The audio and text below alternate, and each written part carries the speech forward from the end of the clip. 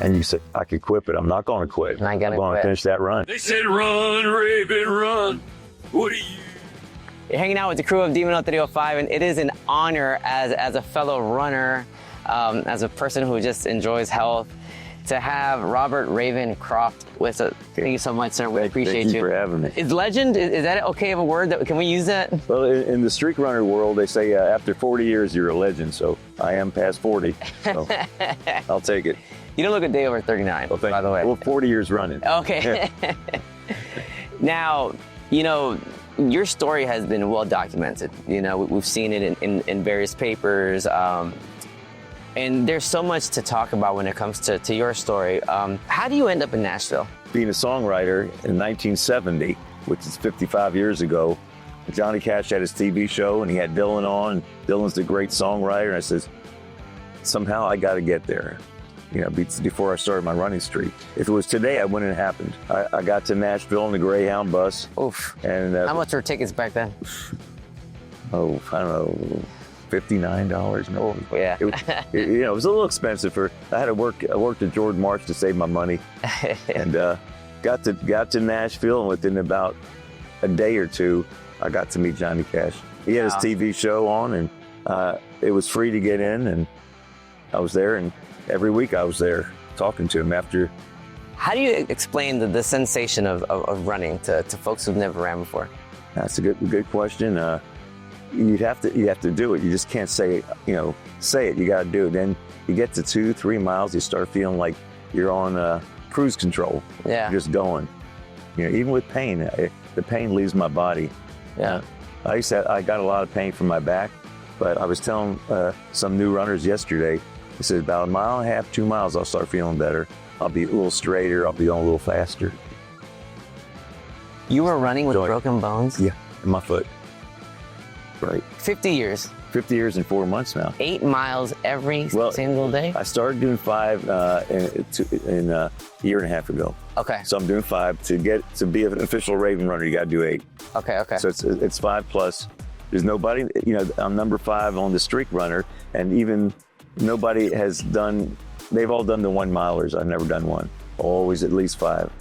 Wow. Now I'm doing 5s. How do you get into a routine of things? Because everything's a routine. I'll be honest with you. I've been pretty hungover sometimes, and I'm like, I'm not going to run. Well, I don't drink. It's a good reason not to drink. I used to, but I learned. I wrote a song, Ain't Nothing Good Comes From Drinking. With food poisoning, I mean, you have all the reasons that said why not to run.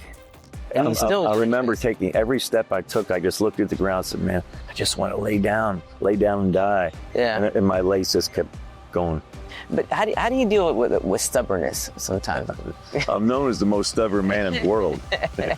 I've been told that. I got a double dose. I didn't know my dad, but my mom would always say, he's the stubbornest guy I've ever met. Then when she got older and was in a nursing home, the nurse said, that's the stubbornest lady I've ever met. Says, oh man, I got a double dose. Pacing, not racing. I saw in one of your interviews that you ended up hearing your songs, but never got credit for it. Oh yeah, the one they took, or someone took. I don't want to say who. Yeah. But yeah. How did that even happen? Talking to Johnny Cash after his TV show, I present him songs almost every week, and he took him. Then he looked at me and said, "You know, buddy, I'm kind of writing my own songs these days. Maybe he can help you." And he handed the song, or the lyrics only, to another songwriter. I didn't think anything of it, except maybe this is the start of something. Yeah. Came back here, and right around my birthday in October of 1970, heard a song on the radio. I said, man, that's my lyrics. Went home, checked, and it was. And I got excited, thinking I hit it. Called the radio station, and they said, my name's not on the song. It was a guy, Johnny handed it to him, unintentionally. Wow. Yeah. And, did you ever get credit for that? No. No, never got it. So at least it told me at 19 years old, I could write a good song. Yeah. So it gave me that confidence. What was, but it also kind of messed up my life. What was that the catalyst for running? Is that what led you to run? Yeah. Being angry. And the moment I started running, which was with some fighters from the old Fifth Street gym, they invited me to do the road work. And I didn't, I played baseball, I didn't run. Yeah. As soon as I ran a couple miles with them, I felt better. It clicked. And How many miles was your first run? I think I made 2 miles. Okay. That first time. 2, 5, 7, and I worked up to that 8 miles. It took me like a year, really. I think a lot of people, in being in the running world, a lot of people see, oh wow, this person can run 8 miles, but they don't see the work that it takes to get up to. It took a long It doesn't time. just happen overnight. You go through the shin splints and the course. sore muscles and all that stuff. So you start running, and it was here on the beach. Yeah, But right here. you weren't already on the sand, or was that No, I was running on the sand. on the sand? Before they dredged the beach, so my path was right where that dune is back there. Wow.